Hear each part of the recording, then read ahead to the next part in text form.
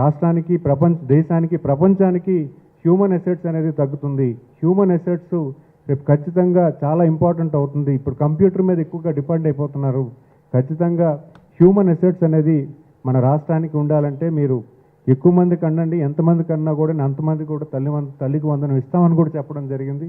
అందుకే ఈరోజు చూస్తున్నాం చాలామంది నలుగురు పిల్లలు ఉన్నా కూడా నలుగురికి కూడా ఈరోజు 15,000 చొప్పున 60,000 రూపాయలు వస్తుందంటే ఖచ్చితంగా మన అందరం కూడా, ఎందుకంటే ఈరోజు నలుగురు పిల్లలు పెంచడం కూడా చిన్న విషయం కాదు. ఎందుకంటే పిల్లలు ఎడ్యుకేషన్ ఒకటైతే వాళ్ళకి కావాల్సిన సప్లిమెంట్స్ కూడా చాలా పెద్ద ఎత్తున ఖర్చు పెట్టాల్సిన అవసరం ఉంటుంది. సో దాని నిమిత్తమే ఈరోజు ఎంతమంది పిల్లలు ఉంటే అంతమంది పిల్లలు కూడా 15,000 ఇవ్వడం అంటే ఒక మంచి కార్యక్రమం అని ఈరోజు గౌరవ ముఖ్యమంత్రి వాళ్ళు భావించి ఈ రకంగా చేశారు. సో దాన్ని అందరూ కూడా సద్వినియోగం చేసుకొని మీ పిల్లల భవిష్యత్తుని బాగా ఎస్టాబ్లిష్ చేయాలని కోరుకుంటూ ధన్యవాదాలు తెలియజేసుకుంటున్నాను. నమస్కారాలు. Any questions?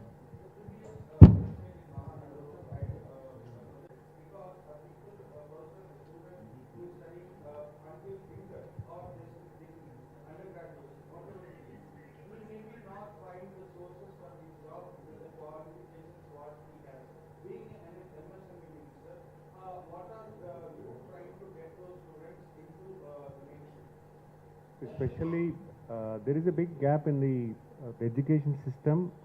The education వ్యవస్థలో ప్లస్ ఇండస్ట్రీ కావాల్సినటువంటి స్కిల్ దాంట్లో కొంత గ్యాప్ ఉండడం జరిగింది. ఈ గ్యాప్ అనేది మన రాష్ట్రంలోనే కాదు, అన్ని దేశం అంతా కూడా ఉంది.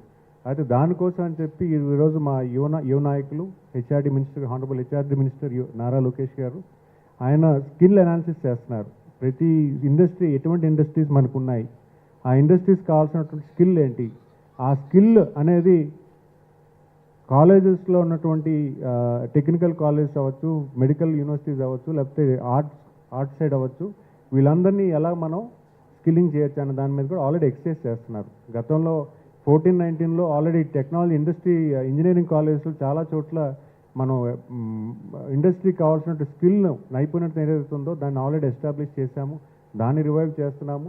అలాగే ఈరోజు ఉన్నటువంటి చిన్న ఐటీఐ కాలేజెస్లోని, పాలిటెక్నిక్ కాలేజెస్లో ఎక్కువ జాబ్స్ క్రియేట్ అవుతున్నాయి. సో దానికి కూడా ఇండస్ట్రీకి కావాల్సినటువంటి స్కిల్లింగ్స్ ఏవైతే ఉన్నాయో దాన్ని కూడా లింక్ చేస్తున్నాం. అయితే ఇక్కడ కరికులం మార్చాలి.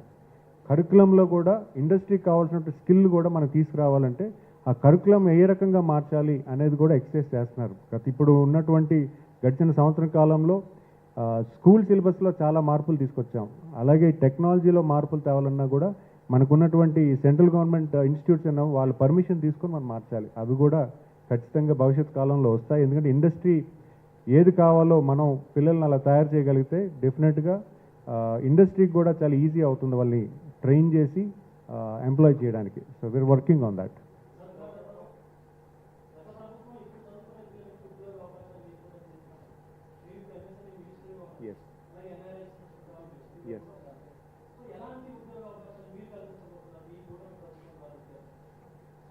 ఆపర్చునిటీస్ క్రియేట్ చేయాల్సిన బాధ్యత గవర్నమెంట్ ఉంటుంది. ఫెసిలిటీస్ ఈరోజు ఇండస్ట్రీ పెట్టేదానికి కూడా సహకారం లేదు. ఎంతోమంది లార్జ్ ఇండస్ట్రీస్, కార్పొరేట్స్ ఈరోజు మన రాష్ట్రానికి గత తెలుగుదేశం ప్రభుత్వంలో వచ్చి ట్రై చేశారు. వాళ్ళందరూ ఎందుకు వెనక్కి వెళ్ళిపోయారు? వాళ్ళు ఎందుకు ఇండస్ట్రీస్ పెట్టలేకపోయారు? కేవలం వాళ్ళు పర్సూ చేయలేదు. వాళ్ళకి అవసరం లేదు. రాష్ట్రం తాలూకా భవిష్యత్తు అనేది వాళ్ళకి అవసరం లేదు. ఈరోజు వెళ్ళిపోయిన ఇండస్ట్రీస్తో పాటు కొత్త ఇండస్ట్రీస్ని కూడా తీసుకొస్తున్నారు గౌరవ ముఖ్యమంత్రి వాళ్ళు. అప్పుడు ఎవరైతే ఇండస్ట్రీస్ ఆంధ్రప్రదేశ్లో పెడదాం అనుకున్నారో, లూలు మాల్ అవ్వచ్చు, లేకపోతే అప్పుడు చాలామంది ఇండస్ట్రీస్ పెట్టేదానికి వచ్చి వెళ్ళిపోయిన వాళ్ళని కూడా మళ్ళీ పిలిపించి ఈరోజు మన ఆర్సనల్ మిట్టల్ ఉంది, అప్పుడు వచ్చినటువంటి ఇనిషియేటివ్నే. మరి అలాగే మనకి నార్త్లో ఉన్నటువంటి బల్క్ ట్రక్ పార్క్స్ అప్పుడు వచ్చినటువంటి ఇనిషియేటివ్నే. ఇవన్నీ కూడా గత తెలుగుదేశం గవర్నమెంట్లో వచ్చినటువంటి ఇనిషియేటివ్స్ని కూడా క్యారీ చేయకుండా దాన్ని పూర్తిగా నిర్వీర్యం చేసి వదిలేశారు. అవి రివైవ్ చేస్తూ దానికి కావాల్సినటువంటి యాన్సిలరీ యూనిట్స్ ఏమొస్తాయి అనేది కూడా ఎక్సర్సైజ్ చేస్తున్నాం. ఎందుకంటే ఈరోజు లార్జ్ ఇండస్ట్రీస్తో యాన్సిలరీ యూనిట్స్ని కూడా మనం ఎస్టాబ్లిష్ చేయాలి. ఇక్కడ ఉన్నటువంటి యాన్సిలరీ యూనిట్స్ని కూడా ఇండస్ట్రీ పార్ట్నర్స్ చెప్తున్నాం, ఇక్కడ ఈ ఇండస్ట్రీస్కి యాన్సిలరీ యూనిట్స్ ఇవి వస్తాయి, మీకు కావాల్సినటువంటి ఎవరైనా ఆంటర్ప్రినర్స్ ఉంటే మీరు ప్రమోట్ చేసుకోండి అని చెప్పడం జరుగుతుంది. అంతేకాకుండా ఈరోజు ఎంఎస్ఎంఈ పార్క్స్, ప్రతి నియోజకవర్గంలో ఒక ఎంఎస్ఎంఈ పార్క్ తీసుకొచ్చి ఆంటర్ప్రినర్షిప్ ఎస్టాబ్లిష్ చేయడానికి కూడా మేము ట్రై చేస్తున్నాం. ఎందుకంటే ఆంటర్ప్రినర్షిప్ కూడా కావాల్సినటువంటి సపోర్ట్ మెకానిజం కూడా రతన్ టాటా ఇన్నోవేషన్ హబ్లో పెడుతున్నాం. వాళ్ళకి కావాల్సినటువంటి డీటెయిల్ ప్రాజెక్ట్ రిపోర్ట్ అవ్వచ్చు, లేకపోతే వాళ్ళు తీసుకొచ్చిన ప్రాజెక్ట్ని సర్టిఫై చేయడానికి అవ్వచ్చు, లేకపోతే ఒక టెస్టింగ్ ల్యాబ్ అవ్వచ్చు,